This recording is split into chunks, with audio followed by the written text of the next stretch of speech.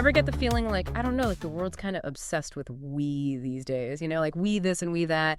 Ayn Rand definitely tapped into that feeling with Anthem. Oh, absolutely. She took that idea and ran with it. It's like she throws us headfirst into this world where having your own name, like an actual individual name, is basically like illegal, right? Totally. Yeah. That's how she makes her point about collectivism, by taking it to this extreme. Yeah, and that's what we're diving into today, this idea of like radical collectivism and what it really means for like being human. And we've got some juicy material to work with here. We're going straight to the source, excerpts from Anthem itself, and some really insightful stuff from the introduction.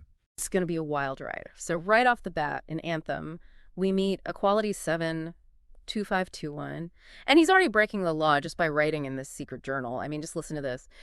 It is a sin to write this. It is a sin to think words no others think. Like, whoa! Talk about starting with a bang.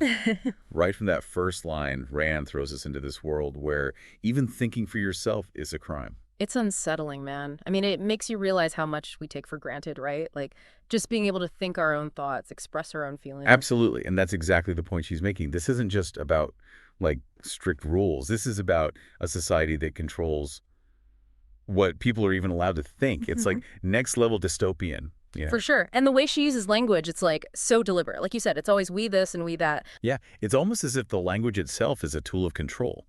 Like it shapes how people see themselves, how they see the world around them. It's kind of creepy when you think about it. No wonder Equality 7, 2521 feels so, I don't know, out of place. Right. And it's not just the language, it's the whole atmosphere of this world. Those cookie cutter homes, the same boring schedule day in and day out, the same food. It's like, could you imagine? No way, man. It'd be like living in some kind of dystopian IKEA catalog or something. But even in this world where everyone's supposed to be the same, Equality 7, 2521, he kind of sticks out, right? Oh, yeah. For one thing, he's described as being taller than everyone else. Plus, he's just naturally curious, always questioning things. He even calls his desire to learn a curse at one point. It's like he knows he's different, and he's kind of scared by it. I think a lot of people listening have probably felt that way at some point, like they don't quite fit in. Totally. It's a universal feeling, wanting to break free from the mold. And Rand does a great job of making us root for Equality 7, 2521. Even though his world is so messed up. He's like this little spark of individuality trying to break through the cracks, Yeah. And it makes you wonder, like, can you really crush the human spirit? That's the big question, isn't it? And Rand starts dropping these little hints early on that this yearning for something more. It's not just Equality 7, 2521. Remember those weird mentions of the unspeakable word? Oh, yeah. And that whole thing about the saint who was burned at the stake for, like, daring to be different. Spooky. Exactly. It's like she's planting these seeds of doubt, suggesting that maybe, just maybe, this collective isn't as solid as it seems. Okay, chills. But it's those little cracks, those hints at something more that keep you hooked. Like, okay, this society is terrifying, but there's something bubbling under the surface. And then there's the tunnel, right? Oh, yeah, the tunnel. It's like the secret hideaway where Equality 7, 2521 can finally be himself, even if it's just for a little while. It's more than just a hiding place, though, right? Yeah. It's like this symbol of, like, the human mind itself, this space where thoughts and ideas can actually exist without, like, the collective breathing down your neck. And it's old. Like, this tunnel is literally a relic from the unmentionable times. It's like a whisper from a time before this crazy collectivist society took over, Right. And you can tell how much that history means to Equality 7, 2521. He's like this kid in a candy store discovering all these forbidden things. Remember when he says, "We have learned things which are not in the scripts. We have come to see how great is the unexplored." Chills, man. Total chills. Yeah. He's realizing how much has been hidden from him, how much he doesn't know. And the best part is, he's not afraid to keep searching for more. Which is like the most dangerous thing he can do in this world. And you can feel that danger, that fear of being caught in every word he writes. Oh, yeah, like that part where he tries to even think the unspeakable word. I'm getting nervous just thinking about it. It makes you wonder, though, what's so terrifying about a single word, right? Like, what kind of power can a word have? It's not just a word, though, is it? It's what the word represents. It's like the whole idea of individuality, of self. That's what the collective is so afraid of. And you know what that word is, right? We find out later it's I. Exactly. Like that one little word is enough to shake this whole society to its core. It's wild. But as if discovering a hidden tunnel and rediscovering the word I wasn't enough, Equality 7, 2521's world gets even more interesting. He meets Liberty 3000. Whoa. Right. Talk about an intriguing character. And Rand doesn't hold back on the descriptions either. Not at all. I mean, she's straight and thin as a blade of iron with hair golden as the sun. That's not just a pretty girl, man. That's a force of nature. Exactly. Even just from those few descriptions, you can tell she's different. She's got that spark, that independent spirit that everyone else in this world seems to be missing. And obviously, Equality 7, 2521, he picks up on that right away. You can tell there's something special between them from the get-go. And thank goodness for that. Because let's be real, this story needs a little romance. But it's not just any romance, right? It's like this meeting of the minds, a connection between two people who see each other for who they truly are. And it's through that connection, that Equality 7, 2521, he makes his biggest breakthrough.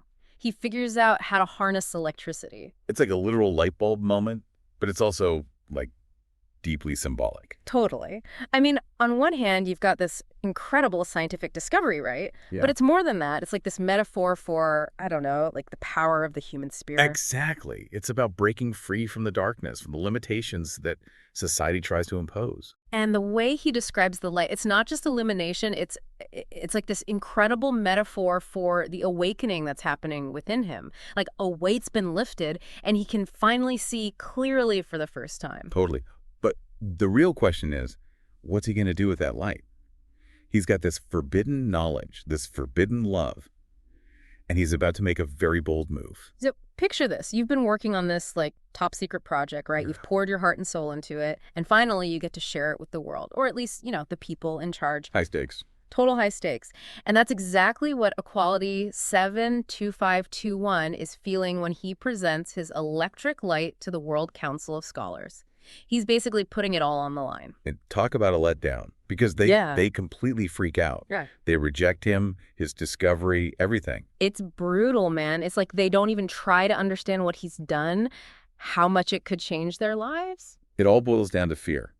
They're so obsessed with control, with maintaining the status quo, that anything new, anything different, is automatically a threat. Yeah, they even say it's useless and will put the Department of Canals out of business. Like, come on, guys. It's electricity. It's like they're deliberately blinding themselves to the possibilities, you know? And for Rand, that was the real tragedy. This fear of progress, of individual achievement, it leads to stagnation. It's death by 1,000 rules. So, faced with this rejection, Equality 72521, he does what any self-respecting rebel would do. He makes a run for it. Straight into the uncharted forest, which is like the ultimate no-go zone in this world. Right. And he's not just like taking a hike. He's leaving everything she's ever known behind. And he's not alone. Remember Liberty 3000? She's right there with him. She even says, "We wish to be damned with you rather than blessed with all our brothers." That's what I call a power couple, man. Two against the world. Absolutely. Talk about a relationship built on shared ideals. Yeah. But it's more than that, right? It's about finding someone who sees you, who understands you, even when the rest of the world doesn't. And you know what they find in that forest? A house. Like a literal house, just hidden away amongst the trees. But it's more than just a house, right? So it's way more than just a house. It's like this symbol of everything that's been lost, everything that's been forgotten. It's like stumbling upon the ruins of a lost civilization. Exactly. And inside this house, Equality 72521, he finds something amazing. A library. A whole library full of books from the unmentionable times. Talk about a treasure trove. And it's there, surrounded by all those forbidden words, all that knowledge, that he finally remembers the unspeakable word. Just like that. One word. But in that one word, you've got everything this society has tried to stamp out. Individuality, freedom, self-expression. And it changes everything for him. It's like this huge weight has been lifted and he can finally see clearly for the first time. He even gives himself a new name. Prometheus, the bringer of light. And Liberty 3000. She chooses the name Gaia, the mother of all life. Talk about a rebirth. It's like they're reclaiming their identities, their power, their right to exist as individuals. Exactly. And that's really what Anthem is all about, right? It's about the power of the individual, the importance of freedom and self-discovery. It's about daring to be different, to question everything, to forge your own path in the world. Even if it means facing the unknown. Even if it means standing alone. And that's a powerful message no matter what world you live in. Well, folks, there you have it. We've reached the end of our deep dive, and we hope this exploration of Anthem has sparked some of your own thoughts on individuality, freedom, and the power of saying, I. So until next time, keep questioning, keep exploring, and keep those minds buzzing.